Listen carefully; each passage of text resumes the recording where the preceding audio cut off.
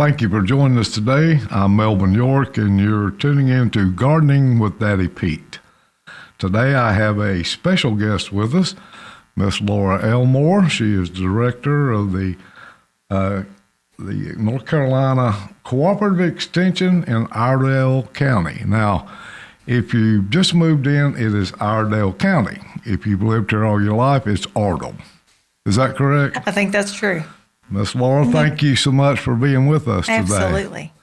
And we want to go over just a few things. You know, we have a motto here at Daddy Pete is, we help you grow. Yep. And we sincerely do that. I mean, we've used and been a part of the North Carolina Cooperative Extension for many years. I have been doing Daddy Pete here with Alan Smith, the owner, and for longer than I want to talk about. And but just to let you know what kind of person that owns Daddy Pete is, we do believe in integrity. We do believe in helping people. Yeah. It's not all about selling a product, but we do want to sell a good product. And I think you're familiar with our products a little bit. Yeah, a little bit. Yeah, that's good. But again, I do want to thank you for taking time out of your busy schedule, because I know you are, and congratulations. As of January this year, you are now the county director over the Iredell County Extension. Yep. And I always said this, I carry the flag for a lot of things because I'm OS. Yep. You know what OS is? Tell me. Old school. I'm not politically correct. I'm old school all the way. But, you know, I'm, of course, you know my son. He's an ag teacher, been at North about Ardle, for about 18 years now. And I've always believed in ag classes. I've always believed in FFA, the Organization of the Future Farmers of America. I've always believed in the 4-H program and extension. Absolutely. Now, I've always said that the best kept secret in North Carolina is our extension service that offers so many, just so many services that are mostly free to our homeowners, correct? Yep, that's right. Okay. I was just looking over here, and I'm going to give a little brief, or I'm going to let you do that too, but some of the services that you guys, let's just concentrate. I know you help us farmers a lot, okay? For y'all that don't know that, Laura is also our dairy specialized agent, and you're also with our crops, correct? That's right. Okay. So you've got a lot of hats to wear.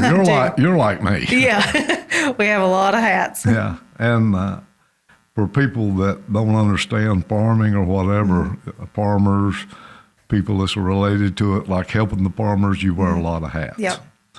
Kind of give us a quick overview of what the Iredell County Extension Service does for our homeowners, our home gardeners. Sure. So Extension in general is a partnership between our counties, each one in the state, and our land grant university systems. So NC State and NC A&T. So there's a county office in every county in North Carolina. And that's 100 counties. Yep, 100. There are actually 101 offices. So the Eastern Band of Cherokee Indians has an office too. Great. Yep. So we're easy to access. And basically we try to provide localized research-based information and education to our local communities. Okay, let's stop there just a minute now. See, this is what I like. You're talking about that we're with NC State University and NC A&T, right? And it's research-based. So now the information that you get, this is tried and true information for North Carolina. Yes, for sure. Not that it wouldn't work in Virginia, South Carolina, and the edge of Tennessee, Eastern Tennessee, because we do work a lot with all of the, or I have, with all the extensions in those counties too. And another thing, you know, these states also have that same. There's an extension service in every state in the country. That's exactly right. And that's something that the reason, because we do go out to other states with our podcast, that they need to know that this is something they can do too. So as we go along, keep in mind, if you're not in North Carolina, that still works in Virginia, still works in South Carolina, Yep. Florida, you name it, it's wherever. Yep, Okay? absolutely. So, but again, these things have been tried and true. Everything, the techniques, I think you even offer, like in planning, what is best and what grows the best Yep. in a certain region, since we have 3 regions in North Yes, Carolina. absolutely. So everything is geared towards, you can get an very localized recommendations for you, for your home or your garden or your field crops, whatever it is. There's a network of research stations, test farms across the state. We have access to an entire support system of professors and specialists on campus and across the state that they try it out. And if we find a question that somebody's never asked us before and we don't have an answer, we can find one for you. And that's the good part about it. And we are been blessed too that we can actually go down. I know I'm invited a lot to the field days. Yep. We're just a few miles away in Rowan County where we have one of our bigger research centers. Yep. We actually have a field day coming up tomorrow for small grain producers to come out and look at their small grain crops and look at different varieties that's been planted, see what's growing best in our area, planting dates. So they kind of make different succession plantings and see if our earlier or later planted varieties are doing better. Talk about wheat quality and what we can do in management to make a better quality and hopefully in the long run be more profitable and keep some of our farmers in business. Exactly. And that's a hard job nowadays because farmers do fight and have always fought a hard fight. Yeah. Farming is not an easy job. You're looking at 24 hours a day, 7 days a week, 365 a year for most farmers. Yep. It doesn't take but one bad season or some type of weather event or whatever that can, put a farmer out of business if not careful. For sure. But one thing that we do here is we help a lot of home gardeners, like I know you guys do. You've got a lot of resources for that. We do. And we actually extend that there. I think one thing that y'all offer that I push constantly is a soil testing thing. Can you tell us that and how important that is, even to someone that's doing a row crop garden in their backyard, or they're doing a raised bed, even if they're doing the pot gardening? Yes, absolutely. So everything, our plants are grown in the soil, right? So that's where all their nutrients and everything's coming from. They have to be able to take that up out of the soil. Well, if you don't have it, their plants can't get to it, right? Right. And so a lot of times we just talk about, we'll go find some fertilizer and throw it on there, but maybe you don't need it, or maybe you're buying the wrong kind of fertilizer for the specific plant that you're trying to grow. So definitely corn isn't going to have the same nutrient requirement as your azalea or your rhododendron that's in your front yard and your landscape. So the North Carolina Department of Agriculture has a soil testing service. So we have the soil testing kits and boxes here in our office. There's several places throughout the county that you can pick those up.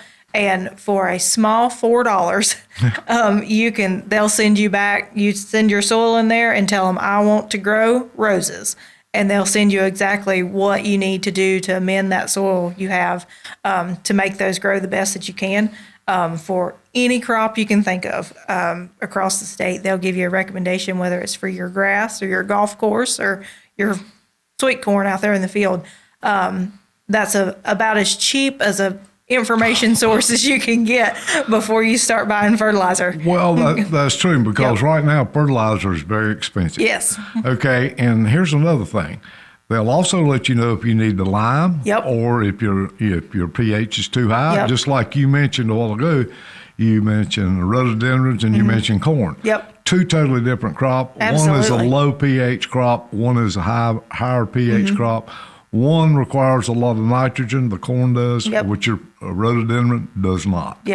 And for $4, okay, and a bag of fertilizer now running $30, $40, I mean, you may not need that. And again, a lot of people used to do the old thing is, I'm going to put triple 19 on everything. All of it. Put it everywhere. But then, we have phosphorus buildup. That's one thing that doesn't deplete out of the soil.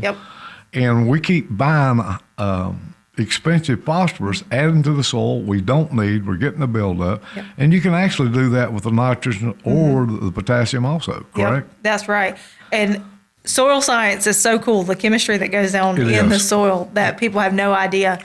So, I mean, even if your pH gets out of whack, that can change how those soil particles hold on to the different nutrients. And maybe it's there, but the pH isn't allowing it to move, and the roots can't get to it. So it's a very cool, very cheap service to be able to see, can what I want to grow here actually grow here? Yeah, what can I do to make it grow? Exactly. Yep. And I'm glad you brought up pH because I try to explain it to a lot of calls I get, and I get a lot of calls. And again, I send them to get soil samples. Yep. But pH, and I like to describe to everybody, if we're sitting here with a whole bowl of banana pudding, which I love. So fun. Yeah. But you don't have a spoon. Yep. Or you don't have any arms to eat it with. Yep. It's don't do you any good. That's right. Same way, if your pH is not correct, your plant roots cannot uptake the fertilization that you give them. Yep. So you've wasted all that money. Your plant's still going to starve. Yep. Because the pH is not correct. So pH is what it's all about. Now, if your pH is too high, then you can use agricultural sulfur to lower it down, and it would tell you how much to do that. Exactly. So it'll give you a recommendation down to so many pounds per square feet if you're looking at a yard or a garden, all the way up to so many pounds per acre if you're doing larger crop fields or pastures or hay fields. Do you have a soil sample? I do. I have several of them Maybe here. you could show us one of those, and maybe one of the sheets that goes with it there. So this is the soil sample box. Over there's my camera. You have to make it yourself now. Yep, you got to fold it up and put it together, but they number it, so it's really easy. See, it's hard to mess it up. And even if you get confused, they give you instructions on the side of the box on how to do it too. I'm all about instructions. They're good, aren't they? That way you don't get confused. I used to didn't think I needed them. I don't need those. Yeah. And I found out later in life, I really need those. Yep. And we, even at the extension office, we make kits. So we give you a little pamphlet with some more information about why you need to do it, how to take a good soil sample. Because you don't want to just get one sample right there in this one spot, right? And fill exactly. It up. So you want to get a good representation of your entire area that you're going to be working with. And so it's got some nice little diagrams. I tell people to zigzag all over like a crazy person. And when you feel like you're crazy, you can fill your soil sample box up out of that. like a normal crazy person like me. But even that now, if that's a raised bed, let's say you got a raised bed 4 by 12 feet, you don't want to just go to one corner or out in the center because you're going to get a different reading. That's right. So what we're doing is we're going to treat the whole area. Yep. So we need a sample from at least 4 different places. Exactly. 5 or 6 is better. Yep. And then how do they, now that we've got that soil sample taken, how do we get it to the agronomy department in Raleigh? So when you pick up your kits from the extension office, you're going to get a form to fill out with it. And it's going to, so that we know where your soil came from, right? So what your name and address in your county that you're in, so that they, again, can make a recommendation for your local area. And your sample ID is just whatever you're going to remember. So you know where your soil came from, right? And you're going to put that information on your soil sample. And up here on the very top of the form is an address to send it to.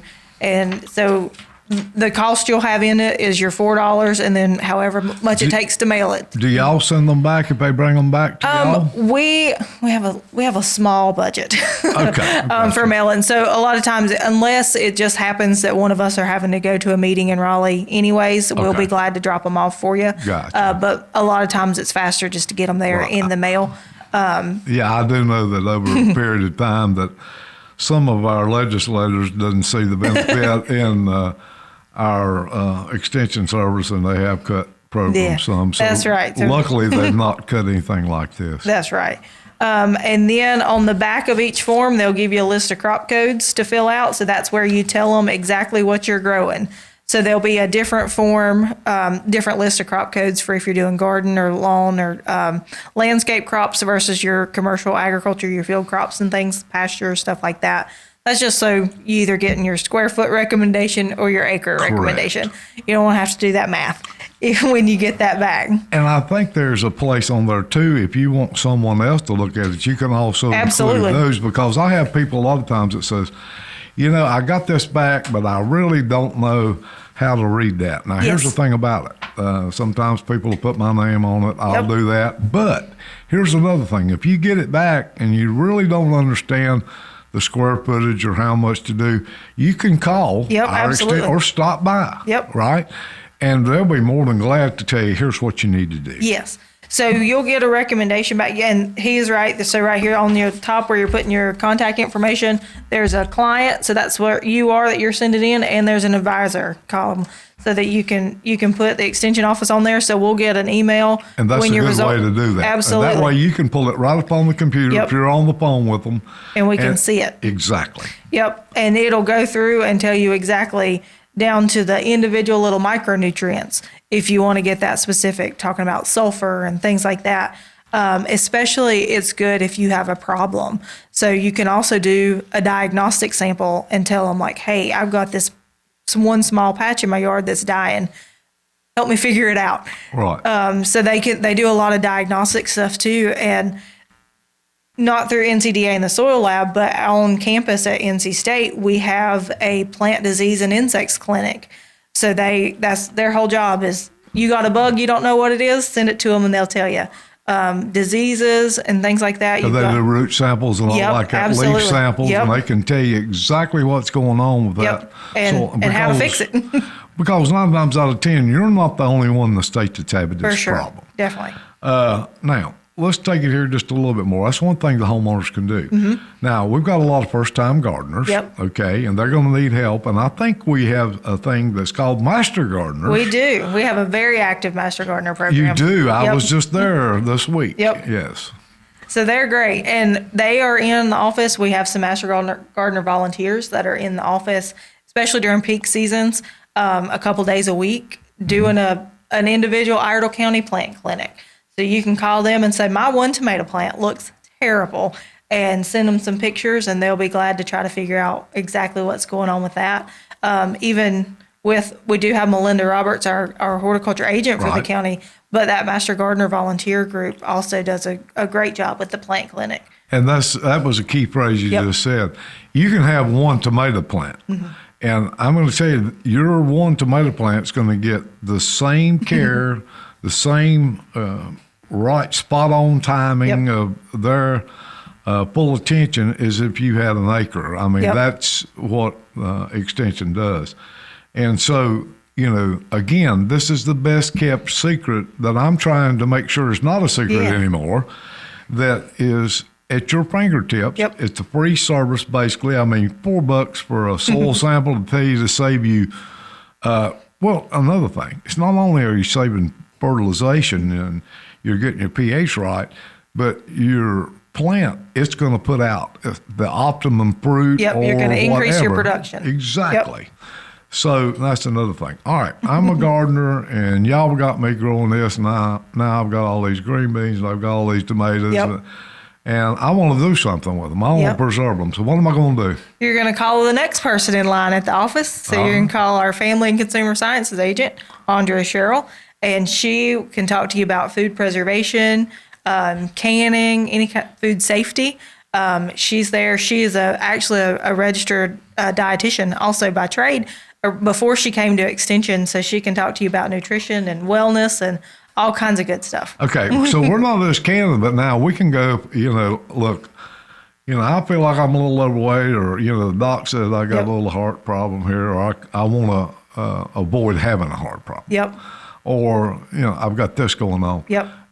But nutrition-wise, she will be glad to talk to you about, and I guess help you set up a healthy diet, so to speak. Because she can talk to you about health and wellness and exercise and whatever, any kind of question you have. And again, just like we've got that network of specialists on campus with our agriculture and our horticulture crops, there's a network of family and consumer sciences professors and the cost of that is? Free. Oh, free is for me. That's free right. is for me. Okay, good deal. Now, I'm going to take it a little step further. When people are, let's say we have a lot of people moving in, like the little small farms or homesteads. Well, I'd like to build a little barn, but I don't know how to do that. Sure. Can you handle that? We can handle that too. Wow. So yeah, there's an entire branch of there's the engineering department at state. So we can, and some of those professors have extension appointments too. So we can talk about facilities design and structure and helping folks lay out their farms and all kind of stuff. We try to hit it all. Well, I'm telling you, that's something. And again, you were talking about that you're going to be going to the small grain trials tomorrow, and what a lot of people know, especially if you're doing raised beds, Yep. It's nice to plant a cover crop, or even if it's not a raised bed, it's nice to plant a cover crop on your garden. And there's different things like clover, winter peas. Yep. I call them radishes, but they call them something else. Yep. But all of these are beneficial too, and it does fall kind of under small grains, wouldn't you say? Yeah, sort of. Because they're winter growing They crops. are winter grains, yep, winter crops. Absolutely. And we talk a lot about cover crops and annual crops in our livestock systems too. You look out in your yard, it's not growing very much over the winter, right? So neither is our pastures and our hay fields. So we talk a lot about getting folks to plant some annuals to fill in those gaps. So where we do having some loss of farmland in the county, trying to do more on less acreage and make those acres more productive to feed everything a little faster. And so we talk a lot about cover crops in our livestock and field crops too. Right. Yep. Well, I know that we've had an explosion of people moving in and out of the county. We're losing farmland. It's sad that we do have to give up farmland to get people. People need houses. I understand that. I'm not against people having a house. But it does, put the pressure on you, on our universities, on all of us trying to figure out how can we get the same nutritional food. Where corn years ago, I think in the 30s, a big crop of corn was 38, 40 bushels per acre. Now we're up to what, 200 or more? Oh yeah, absolutely. Yeah. And I think the national record, we're up to 300 acres or 300 bushels an acre, I think. That's amazing, isn't it? It is. When I first started helping Alan here, we'd plant corn in 36-inch rows. Yep. Then we went to 30-inch rows. Then we went to 15-inch rows. I don't know what they're planting now because I'm too busy with Daddy Pete. But I knew that we're always, and again, this goes right back to extension. They were out there in our test facilities seeing how many plants or per acre was good. And I think anything, is 28,000 or 32,000 per acre now? Yep. And it's really cool. So NC State, they try to find some creative ways to get information for people. So a lot of times our farmers, we are busy. So they don't have time to sit down and say, okay, I planted this many seeds per acres and this is what I put on it for fertility and this is my soil type. So we created a contest. People love to win a contest, right? Everybody loves competition. So especially in our field crop systems, our corn, wheat, and soybeans, we do have yield contests every year. Nice. And so across the state, people are competing with that. And in order to enter that contest, you have to provide all that information. So they can take that and say, okay, these people that had the highest yields in our contest did these certain management things. And we can share that information with other people. So it's just another way to get some more it's not a formal research trial, but it's a collection of information that we can share with folks. Yeah, and if you're ever doing any research or online or whatever, and you can see this even in vegetable garden, you'll see the initials BMP. We talk a lot about BMPs in agriculture, and I know that's a big one. But that simply means best management practices. It's, again, because of research, it's been tried and true. All right, I want to do preserving, but my cannon, what if I got a cannon and I want to get it checked out? We can do that too. So Andrea, our family consumer sciences agent, she'll test your pressure canner to make sure it's working, your gauges and your seals are all good. Yep. So we want you to start off on the right foot. We don't want you to get halfway through the process and think, why is that not working? Now, I know to say over at Port Lobbs Hardware, I know that they have a day where y'all set up over and check canners. Is that correct? You check the gaskets. I don't know anything about canners. Never canned anything. But the most important part's the lid. So if you bring us your lid, so we'll be able to check the gasket on there and make sure it's sealing right, make sure your pressure gauge is right, reading correctly, because if that's off, your whole process is off, right?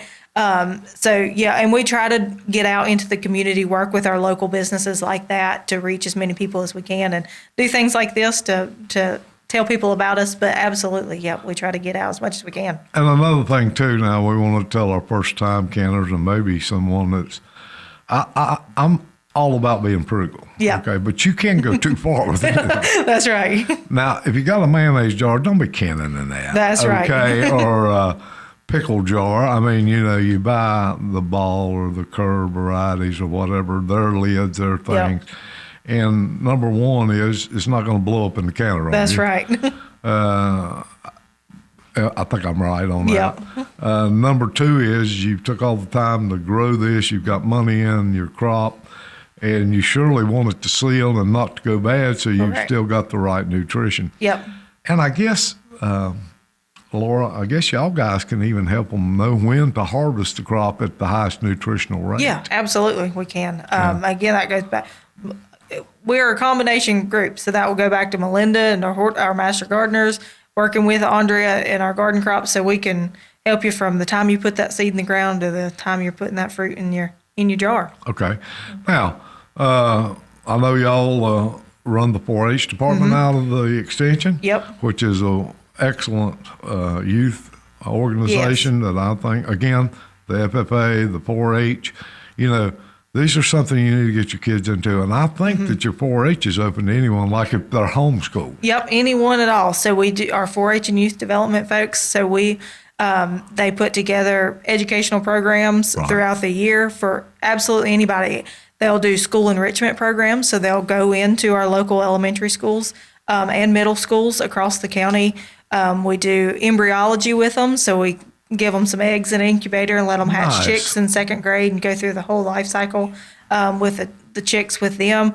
They do a lot of STEAM programs, so engineering and math and all that kind of stuff, and after school programs. But then we also do some additional things, like for our homeschool groups, our homeschool meetup groups, partnering with local agribusinesses. So a lot of times they talk about what are some jobs and industries in the county that you can look at in the future, or talking about budgeting and using money and stuff in the real world. Excellent. That's something that needs to be taught. Yep, absolutely. So they try to do some individual, like localized programs like that. But then we do have our organized, kind of our traditional 4-H clubs that meet in the county. So we've got a great shooting sports club I think they just finished their first competition. We've got robotics clubs for younger and older kids. Wow, that's nice. Yeah, so that one's really cool. So they build a robot and go to a competition and see how they stack up against everybody else. I mean,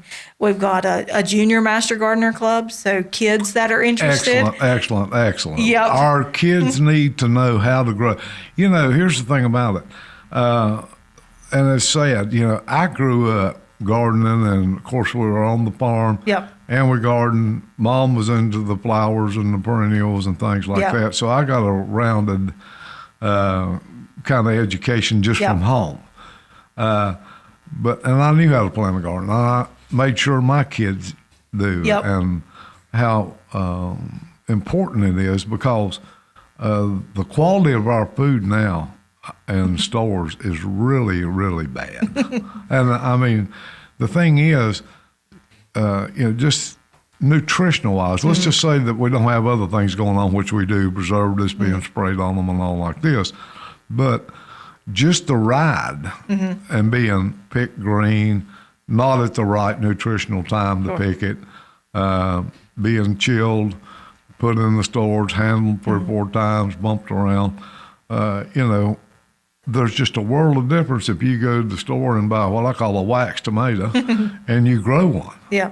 And you get that flavor. Yep. It's just totally different. And if you're just really bad at growing things, we do have a lot of farms across the state or across the county that have little farm stores. So you can go and buy somebody that does have a green thumb, or farmers markets across the county. If you're just really bad at growing plants, we have some options for you, for some local options. Well, and you get to know the person that grew your food. You have a relationship with them. So again, you're helping a small farmer, you're helping a small business. Yep. But you're taking fresh picked nutrition home to your family. Absolutely. And not only just vegetables and fruits, but we also have farmers that do beef and do poultry and do pork and lamb. A lot of things that your staple diet options, right? So you can definitely find local options in the county for them. Well, Laura, I'm going to ask you one more question Yep. here because I know I don't want to take up all your time today. But, y'all offer, when we were talking, you were teaching the kids in 4-H about budgeting. I think we go back to the home science part of it. I think y'all even offer a budget system for your young homeowners and things. Is that correct? Yep, absolutely. And a lot of our stuff can be found pretty easily online on our websites. NC State does a great job with the website system. They do. We've got it up right now. Yep. So you can actually, each county center has a page on its own, but they're also topic related centers. So if you want to find something specific, like I want to find all the information that NC State has about tomatoes, you can find it all in one place. Or I want to find all the information about turf grass that I can find. They will reorganize it for you. Let's see, up there on the very top on topics. And you should be you can sort through different, whether you want to learn more about 4-H or food and agriculture, local farms and stuff. And a lot of these things, when you get down in them, have enterprise budgets. Even agriculture. Yep. If it's a commodity or an agriculture entity in North Carolina, we've got some sort of resource for you. And a lot of times they'll have enterprise budgets for you. So a kind of a basic breakdown of what this is going to cost me to get started. And you can work with them. You can download them and put in your own numbers and see, okay, this is what I'm going to have invested in my new venture here. What do I need? What does my production need to be? And what do I need to get out of it to make it worth it? Well, let's just take a second and we're going to go right down through those because, I was good friends with Herb Evans years ago. Herb wrote a lot of the fact sheets, your plant fact sheets. It gives you a lot of good knowledge on that. How to grow, what the fertilization expectations are, what kind of soil do you need, drainage, do you need shade, partial shade? Again, these are all things that you can find out when you look on the pages or you talk to your master gardeners. You can do that, but you got the 4-H development, agriculture and food. I mean, it goes down to executive farm, and if you want to get into it big time, animal, agriculture. We got beef, we got dairy, we got equine, we got feed milling. I love that. Yeah. Forages, goats, sheep, pollinators. Don't forget our bees, the best friends we got. Yep. Without them, we're not going to eat anything. Swine, we have the youth livestock program, aquaculture. I'm a big seafood guy. Commercial horticulture and nursery and turf, if you want to get in on that. Yep. There is a way there, and y'all will guide people through and help them say, look, no, so-and-so's tried that, really don't work. That's right. So-and-so's doing this, and it's so a lot of times that's what a lot of our advice is. We joke and say extension, your answer is it depends, but it does. So we try to get the specific information for you. And a lot of times it's telling people what don't work around here and trying to save them some time before they do have to do their own research. We've done it for them. Well, that's true. We started composting here at Daddy Pete before the word compost was even thrown around. And me and Alan's talked about this before. We did it wrong more times we did it right. But the only way we got it right was doing it wrong. Yep, you had to figure it out. But that come out of our pocket. Yep, that's right. Now, for somebody that wants to compost now, we could tell them what you're doing is wrong. Yep. But here's what's right. And so, use that. We can save people years of trial and error. And millions of dollars. Yep. All right, we got community. We're always going out in the community, which is good. Farm safety and health, that is a big one. Yep. And field crops, if you want to do field crops, maybe you want to grow, maybe you've got a couple acres you want to put it, and you can do field crops on a couple acres. Yep, for sure. Food safety and processing, we were just talking about that. Forestry, that's one thing we didn't talk about. You guys can help with that too. We do. So we have an area so we don't have an Iredell County specific forestry person right now, but we do have an area one that covers the county. He's based in Wilkes County, but he can help landowner timber management. And if you say, I've got all these trees and again, something's dying, come help me. We can figure that out. Or maybe I've got 5 acres over here and I wouldn't mind setting in pines. How do I do that? That's right. Exactly. And then because I'm planting for the future. Yep, for sure. Health and nutrition, we talked about that, home and family, lawn and garden. And again, that covers so much. Mm-hmm. Local foods, there you go. Food safety, local food, fresh North Carolina produce, nice.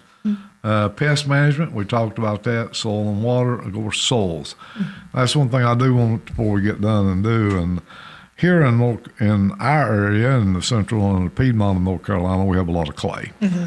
And we have a product that we use, we call it a planting mix. And what we do is we recommend that a lot if you're planting shrubs or if you're going through to make that garden or whatever. We do make a raised bed soil at Daddy Pete's. But our planting mix is an aged pine bark fine and our composted dairy manure mixed together on a 50-50 ratio. And when you incorporate that with clay, you have one of the best soils known to man because clay holds the nutrients, whereas organic matter does not. It provides the nutrients, but it doesn't hold it. Where clay doesn't provide any nutrients, and if you're not careful, it will get sticky, gummy, and run off, and everybody just throws fertilizer to it when you can actually amend that soil and do better. Now, if you're on the coastal area of North Carolina, we recommend that with the sand you got that you use just our straight compost and make that. Again, you got drainage, you don't have any nutrients. You know. Yeah. So, and I know you guys recommend and do all of that to people, how that you can bust clay busters. That's right. And create a soil that's going to grow things without using so much fertilizer. Yeah, absolutely. And there's a lot of people, I mean, they want to figure out how they can get it started at the beginning and be able to stop using all those commercial chemical fertilizers and things like that, using cover crops like we talked about earlier, and plants that help with soil health and compaction issues like your radishes or your turnips and things like that you can naturally break up some of those compacted soils. So it's really, soil biology and soil science is really cool. I got ready yesterday evening late. I don't know, it was right after I ate supper. I got a little patch out there that I put turnips and mixed greens in, and they were already sprouting back out and putting their seed top off, and I was going to till up that and put in some onions and stuff here later this week. And I rode over it high with the lawnmower, and of course I didn't hurt the turnips because there was turnips this big. Yeah. And my neighbor sitting there said, "Well, you need to pull those turnips up and throw them away." I said, No. I said, they've got a purpose. That's holding my nitrogen. They're not going anywhere. Yep, that's right. Those are going to get tilled up. Yep. Well, Laura, I do thank you so much for being here with us today on Gardening with Daddy Pete. And I hope that people, after seeing this, will go through the website and whatever county they're in North Carolina, and especially here in Iredell. I got one other question. I've already told you I just had one, but I got one more. Do you all have events there where people can come in and see what you got going on or whatever? Or maybe somebody could just call up and say, "Hey, I'm new to the area. Can I come by and talk to you?" Yes. Or whatever? And I know you guys are busy in and out, but I'm sure you can set up an appointment. Absolutely. So, we're open Monday through Friday, 8 to 5 every day. And you're right, a lot of us, the agents are in and out. We're going to schools or we're going to farm visits and helping on the farm with folks. If they have questions, we can come out and walk through it with you. So a lot of times they'll remember, I meant to ask about that as we're walking through the farm versus just sitting there on the phone with somebody. Exactly. But somebody's in that office every day from 8 to 5. So if the one person you need aren't there, we'll get you to them. We do have public events coming up. Our biggest one that we're most excited about is our garden fair that we have every year. Okay. The Master Garden Association helps put that on. And what's the date of it? It is the last Saturday in April. I've got it written down. It's April the 25th. It'll be, I think, from like 9 to 2 that day. So we'll have all kinds of vendors set up, food, plants. Okay, let's go back to food. What kind of food we gonna have? So we'll see. So they're still accepting vendors right now. So if you want to come and you've got a product you want to sell, I just want to come and eat. you can come and eat anyways. We need the public to come and support our vendors that are coming. So there's everything from the wood carvers to the honeybees to plants and garden crops. And that's something else we didn't cover with people. We just can't do it all at one time. It's a lot. But so the last Saturday in April every year will be our garden fair there at the office. Everybody put that down right now on your calendar. In Ardle, or if you're just new here, Iredell County at the Ag Extension Service. Yep. And we're out there on Bristol Drive. What's the address? It's 444 Bristol Drive. 444, okay. Easy to remember. 444 Bristol Drive, Statesville, North Carolina. Yep. And that's the last Saturday in April. Yep, so it'll be the 25th. That is every year. That's the 25th this year. You're going out about 9 o'clock, go out about 8:30 to get you a parking place. Because, that's right, you'll need it. because it is something they usually, I think they said last year we had about 800 people that came through. I don't doubt it. Yep. So it's a great event. Come out and see some folks, meet some folks, buy some local plants. And y'all are also, your gardens that you have behind, they will be probably in about full bloom or close to it. So we do have a demo garden. I should have talked about that. Yeah. That we do have a demo garden in the back of the building that we're talking about, and it's actually going through some renovations right now. So we're updating some things and rearranging some things. And we actually just this week got concrete poured for, we're going to have a demo greenhouse. Are you really? We are. So we've got a lot of community support and county support that's helped with some funding for that. So hopefully by the time the garden fair, the greenhouse will be standing. That's so great. We'll have another educational resource. Folks can come out and see how to set up your greenhouse for production. See what grows best in there and use it. And we're excited about that being added back there. Now, Laura, you reckon I could get you to schedule in right before we do before you do the big event on April? Maybe say a week or two before that.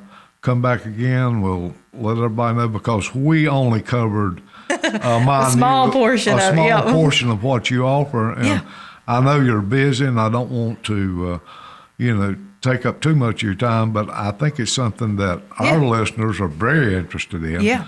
And that people need to know the services they have to help them be successful. Absolutely. And that's the one thing that we've done here at Daddy Pete. Mm-hmm. The reason we do mixes the way we do, the worst thing you can do, and to me it's the saddest thing, is somebody gets the initiative to be a first-time gardener. Mm-hmm. They go out here and get in a lot of box stores. You buy a bag of, some kind of junk soil. They sell them a plant that's sort of like the vegetables. It's not up to what I say that you buy from your local garden center. Yep. And, of course, you don't get the expertise you get at the local garden center. That's right. And then the plant fails, and you get discouraged. They you don't want to do it again. and say, I'm not putting this money in it again. That's right. That breaks my heart. Yep. So if everything we do, everything you do, we want to encourage people to take that shot. Because I believe everybody, you might not have the green thumb on everything. Yeah. But I'll guarantee something you can grow. That's exactly right. Yes, exactly right. Because, it's once you get to doing it, it's more about the feel and more about everything anyway. Yeah. But, the thing is, maybe you won't get that, award-winning tomato this year, but you get one that's half that size, but the flavor's still there. That's right. And guess what? You grew it. And if you actually do want an award, you can submit it to the Iredell County Fair, and we'll give you an award. There you go. And that's another thing. We work on that, too. That's another thing we're going to talk about. And we got our Wake Up to Ag coming. We're going to talk about that, too. But I'm going to have Bryant here. Yeah. And so I'm going to do that. Well, everybody, I want to thank Laura again for being with us today and taking time out of her busy schedule, because she does care. And you will find that with anybody you talk to at the extension, and especially here in Ardle County. I know these ladies, and let me tell you, from the receptionist to whoever you go to there, you're going to be treated like you're gold. They do care. Yep. Anybody that thinks they don't, listen. Well, just like Laura says, where it's one tomato planter, you got an acre, you're going to get the same attention. Doesn't make any difference. And that's the good part about it. And one thing, that's what you're going to get when you buy Daddy Pete products, too. We do care, And that's the reason we do have the motto, we help you grow. Go to our website, which is daddypeets.com. That's daddypeets with an S.com. You can pull up our webpage there, and any of these podcasts, we do have YouTube videos and all. You can go to it. They've been archived. You can look at them again. There's a place on there to ask a question. Ask a question, just pop it, send it to me. If you want to email answer back, that's fine. Leave your email. If you want me to give you a call, just leave me a phone number. And if I don't have the answer, I'm going to call Laura. And again, if you got a question for extension, call down to the Ag Center here if you're in Iredell County on Bristol Road, 444 Bristol Road. Yep. And the phone number there's what? Is 704-873-0507. There you go. That's an easy one to remember, 704-873-0507. Can't beat it. And they will get you to someone to do it. And if they happen to be out on another call or taking care of something, then they will get back to you. That's right.